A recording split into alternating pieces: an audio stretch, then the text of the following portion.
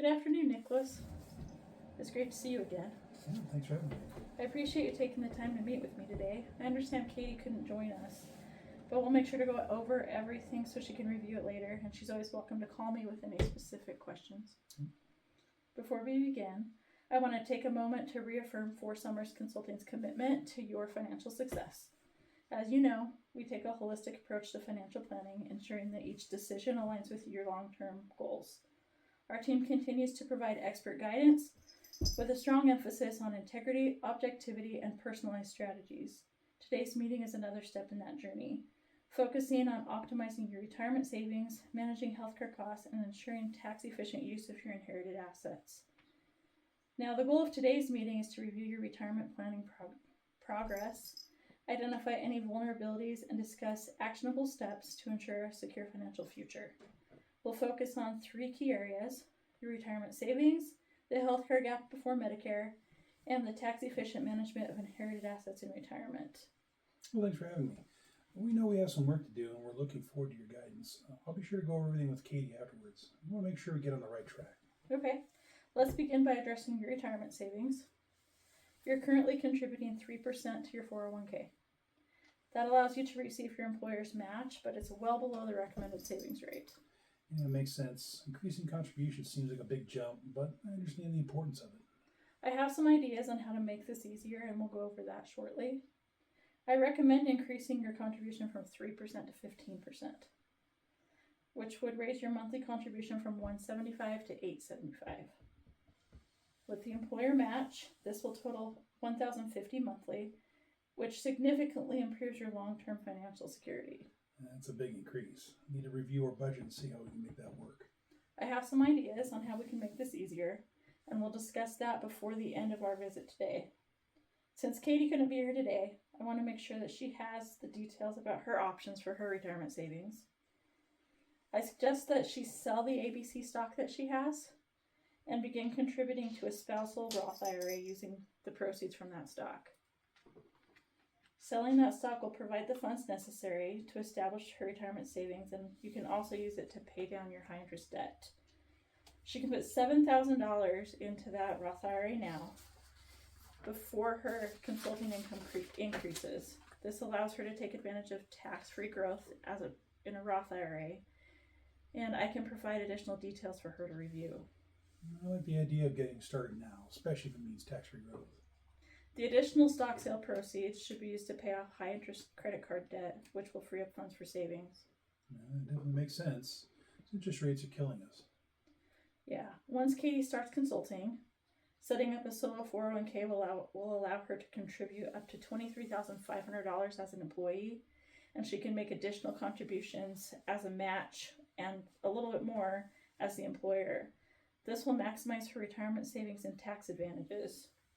The solo 401k is a great option for self-employed individuals. Like I said, as the employee, she can contribute up to $23,500 for 2025. There's an option for additional catch-up after she turns 50. And as the employer, she can contribute up to 25% of her net self-employment income, which allows for a potentially high contribution. The total contribution limit for a solo 401k is $70,000, but her income would need to increase from consulting to meet that threshold. This option provides her tax benefits, and it helps accelerate her retirement savings. I can send a follow-up email to her detailing how this works. It sounds like a great option, especially since it allows her to contribute more as her business grows. Okay, there's a pamphlet on some of that information. We'll create a step-by-step plan to gradually increase savings for both of you to meet your target retirement goals. A structured plan would be helpful, so we're not overwhelmed all at once. Since you plan to retire at 62, you'll have a 3-year gap before Medicare eligibility. Without employer-sponsored insurance, this gap presents a significant risk. Yeah, I hadn't thought about that gap. What are our options? There's a few options. Of course, there's the marketplace plans. Health insurance premiums for an individual plan through the marketplace range from $800 to $1,200 a month in today's dollars. When that time comes, we can evaluate your options for that and see if any subsidies apply. It's a big expense, but I can see that that's necessary. Another option I'd like to talk about is health savings accounts. HSAs can be a powerful tool for both covering healthcare expenses, and they can serve as an additional retirement savings vehicle. You have to be enrolled in a high deductible plan, which requires a deductible of at least $1,600 for an individual or $3,200 for family coverage. And it also needs to have limits for out-of-pocket maximum of $8,050 for self or $16,100 for family. But there are some benefits. For 2024, individuals can contribute up to $4,150 and families up to $8,300 with an additional $1,000 catch-up for those 55 and older. Unlike a flexible spending account, HSA funds roll over each year. You don't lose them. A really great benefit is that many HSAs allow investment in stocks, bonds, and mutual funds, so they act similar to a 401k. It makes them a valuable long-term asset. You can continue contributing into it until you enroll in Medicare. And once you enroll in Medicare, you can't contribute to it, but you can still use those funds for tax-free medical expenses, including your Medicare premiums. Well, that's good to know. So if I switch to a high deductible health plan now, start contributing, we can build a significant amount of healthcare expenses for retirement. Exactly. HSAs can complement your retirement savings strategy and provide a tax-efficient way to cover those healthcare costs. Now let's talk about your inheritance. I was so sorry to hear about your mom's passing. She was a great lady. Thanks.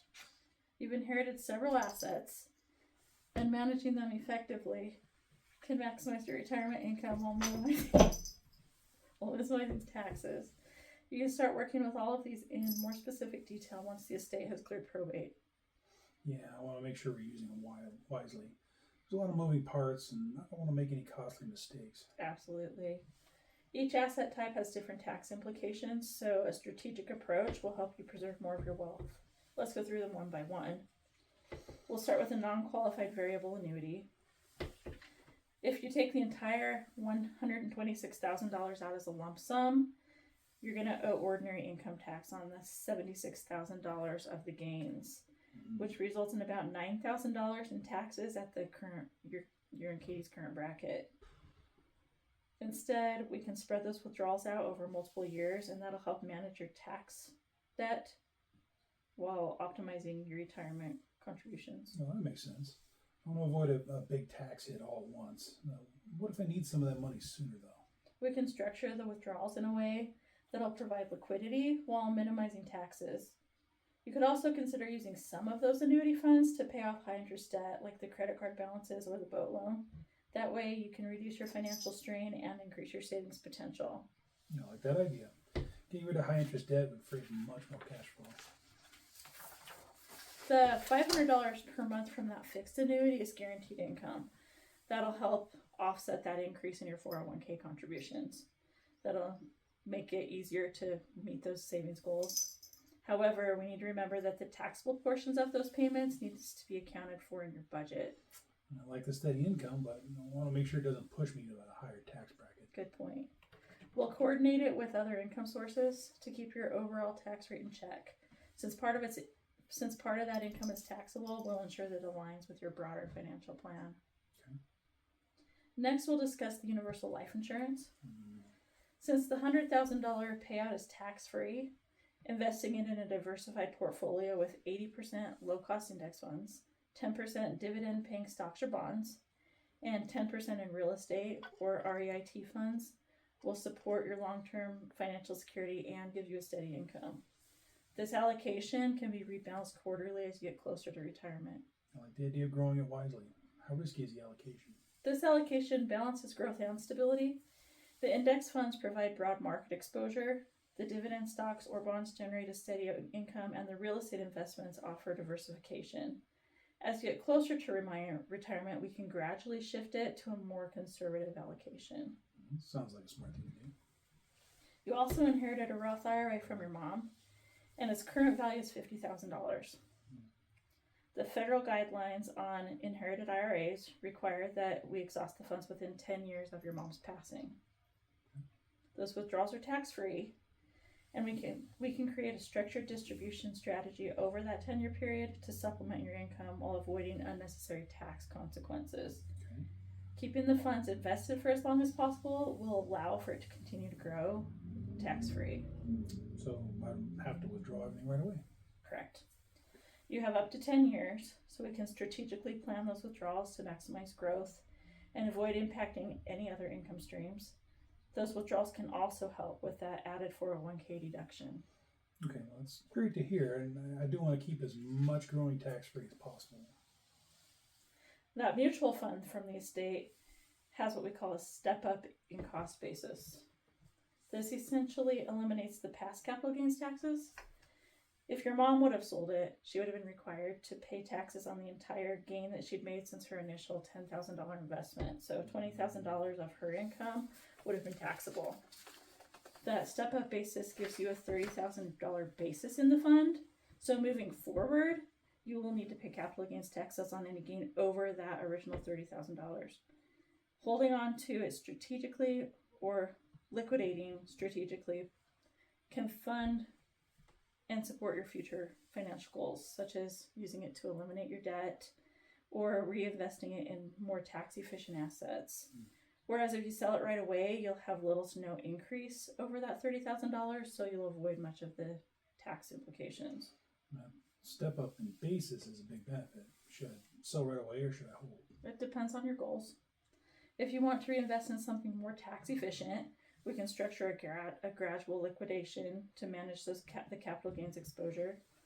We can look at this more closely once the estate has settled, but it's something for you to be thinking about between now and our next meeting. All right. I'll focus on getting the estate settled and not really worry about making any big decisions right now. Sounds good. I know initially you and Katie had talked of taking the reduced amount of Social Security due to claiming at 62 instead of waiting. Mm-hmm. Proper withdrawal management from these assets can prevent early Social Security claims, which will reduce unnecessary taxation and maximize your lifetime benefits. I definitely don't want to claim Social Security too early if it can be avoided. I mean, you really don't want to lose out on those benefits. Right. By optimizing withdrawals from these assets first, you can delay Social Security and increase your monthly benefits in the long run. Well, I like that we're thinking about tax efficiency. It's really important to me. It sounds like a solid plan to maximize my inheritance while minimizing my tax burdens. Absolutely. With careful planning, we can ensure that your inheritance works for you in the most effective way possible. You and Katie are facing some challenges in retirement savings, but by taking these strategic steps, you can build a strong financial future. Our next step is to create a timeline for increasing your savings. Well, thanks. We appreciate having a clear plan and knowing what steps we need to take next. I'll go over everything with Katie and we can follow up if we have any questions. Okay. Now that we have this strategy in place, let's talk about the next steps to make sure we can put it into action. Okay, sounds good. So we're going to break it down into some manageable time frames. All right. Immediately, meaning like within the next 1 to 3 months, we should increase your 401k contributions. Okay. You want to bump your contribution up to 15% of your salary, which is about $875 per month. You want to get this started as soon as is feasible. If you can make it work now, that's great. But at the latest, you should do it in the pay period when you begin receiving payments from the inheritance. Okay, I'll need to adjust my payroll deductions, so I should probably reach out to my HR. Yes. You should reach out to your benefits or payroll department to get that set up as soon as possible. You should also take a look at your 401k options for investments to make sure that they align with your long-term goals. Okay, got it. What's next? Katie should open up that spousal Roth IRA. She can sell the ABC stock and use those proceeds to fund that account.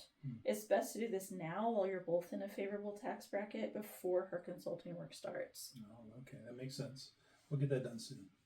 And since you have some high interest debt, like that credit card at 16%, using part of that stock sale proceed to pay that off will reduce your monthly expenses and free up some additional cash flow. Yeah, getting rid of that debt will feel like a weight lifted. And once the estate clears, we should sit down again to create a tax-efficient withdrawal strategy for all of those inherited assets. I'd like to make sure that your plan for this is in motion within the next 3 to 6 months. Okay, that'd be helpful. I want to make sure I'm not paying more taxes than I ever have to. Exactly. We'll also start planning the best way to manage that mutual fund at that point. Depending on your financial situation, you may want to hold on to it and let it keep growing, or we can liquidate portions of it strategically to avoid unnecessary capital gains taxes. Sounds like I shouldn't rush into any decisions yet. Right. We want to be intentional with each step. In 6 to 12 months, once Katie gets her consulting business going, she should come in and set up a solo 401k. That's a great retirement tool for anyone that's self-employed. Well, how much can she contribute to that again? She can contribute both as the employee and the employer, which increases her savings potential. She can contribute up to $23,500 in 2025 as the employee and an additional 25% of net income as the employer. Once she has consistent income from her business, she should aim to contribute the maximum that she can. That's great. Check in with her when her business takes off, though. Over the next few years, we'll want to continue optimizing your investment portfolio. We'll use that $100,000 initially from the life insurance payout strategically, ensuring it's diversified and working efficiently for your long-term goals.